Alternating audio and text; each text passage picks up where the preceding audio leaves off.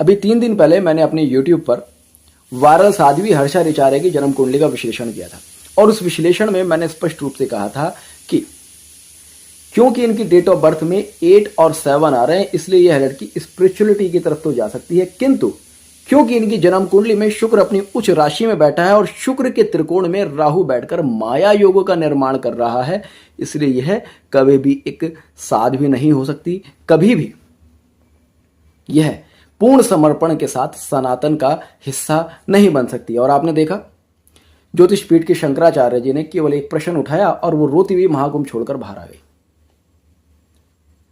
अगर आप इतने ही श्रद्धावान थे तो अपने आप को प्रूव करते। आप कहते कि हाँ, मैं वास्तव में साध्वी बनना चाहती हूं और मैं इस भगवे वस्त्र का कोई अपमान नहीं कर रही, मैं आज ही भगवा वस्त्र का सम्मान करते हुए सन्यास धारण करती हूं। अब क्योंकि सन्यास तो लेना नहीं है, धर्म मार्ग की ओर चलना तो है नहीं, केवल महाकुंभ को एक्सप्लोर करना था, उसके लिए गई थी 3 दिन के लिए, 4 दिन के लिए, 6 दिन के लिए। हम भी जाएंगे, अब हम भी महाकुंभ में जाएंगे तो उसका मतलब ये नहीं है कि हम सन्यासी हो गए या हम भगवा वस्त्र पहनकर चले जाएं। और वहां पर प्रश्न तो ये है कि किस योग्यता के कारण महामंडलेश्वर ने हर्षा को अपने रथ पर स्थान दिया। क्योंकि अभी मैंने देखा जब इंस्टा पर कुछ रील्स आई, जब वो हर्षा रो रही थी तो बहुत सारे लोगों ने कमेंट किया और हर्षा भी जैसे कह रही है कि मेरे साथ बहुत गलत हुआ है और लोगों का कहना है कि हर्षा के साथ बहुत गलत हुआ है। एक लड़की जो सनातन को समझना चाहती थी, धर्म को समझना चाहती थी, उसका विरोध किया जा रहा है। भाई, जिनको ये गलत फहमी हो ना कि हर्षा का कोई विरोध किया जा रहा है या हर्षा जो कर रही थी वो सही है और महामंडलेश्वर ने जो किया वो सही है, वो कभी महामंडलेश्वर के पास जाकर देखना। हर्षा का खुद कहना है कि 1.5-2 साल से वो उनके संपर्क में थी, 1.5-2 साल से वो उनकी शिष्या है। तो वो लोग महामंडलेश्वर के पास जाना, आपको अपना शिष्य बनाना, अपने रथ पर स्थान देना तो दूर, आपको शिष्य भी नहीं बनाएंगे। ये इतने बड़े लेवल के जो संत होते हैं महामंडलेश्वर टाइप के, उनका शिष्य बनना कोई ऐसा आसान नहीं होता है।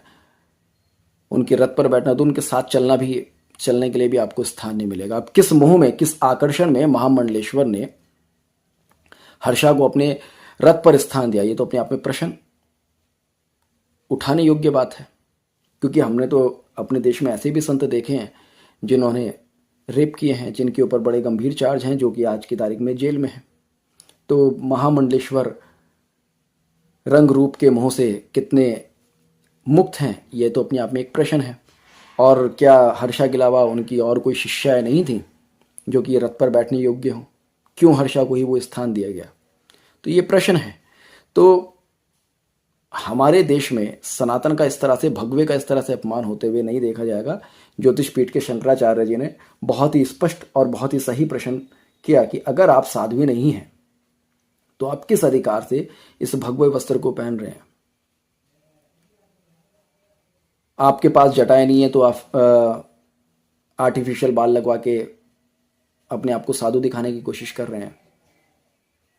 आप स्नान के लिए जाते हैं तो वहाँ पर भी ना, आप स्नान वाली रील भी अगर हर्षा की देखोगे ना तो वहाँ पर भी अच्छा खासा आईलाइनर लगा हुआ है, अच्छा खासा मेकअप है। तो ये फाउंडेशन लगाकर, हेयर कलर करके, आंखों में काजल लगाकर, बाल आर्टिफिशियल बाल लगाकर कौन से साधना मार्ग पर चला जा सकता है, किस तरह से धर्म को जाना जा सकता है, हमें तो पता नहीं। भाई, महाकुंभ तो हम भी जाएंगे, तो उसका मतलब ये तो है नहीं ना कि हम साधना मार्ग के अनुयायी हो गए हैं, हम साधु हो गए हैं। भाई ठीक है, महाकुंभ जाओ आप, महाकुंभ को अगर देखना है, समझना है, भारतीय संस्कृति को समझना है तो महाकुंभ को जाओ, मगर ये तरीका नहीं होता है। और इस पर पूरे देश को, सनातन प्रेमियों को इस पर प्रश्न उठाना चाहिए। इस देश में जो ये प्रथा चली है ना कि कोई भी लड़की आ गई और उसने एक अच्छा सा मेकअप करके बैठ गई और उसको वायरल कर दो, उसके रातों रात मिलियन फॉलोवर्स हो जाते हैं। ये प्रथा ही, ये तरीका ही बताता है कि इस देश में धर्म के प्रति कितनी अज्ञानता है, कितना जागरूकता का अभाव है।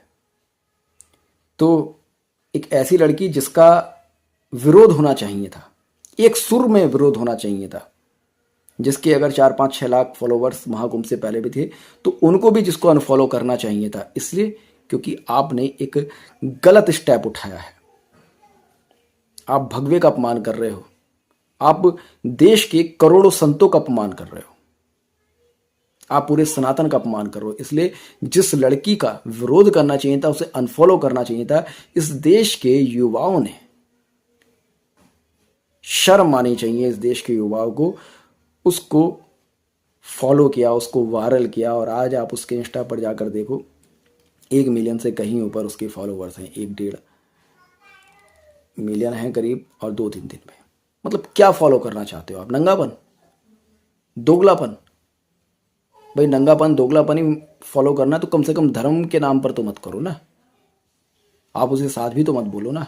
बाकी ठीक है, जिसको मेरी बात समझ में आती है, जिसको ठीक लगती है, उसको राम राम।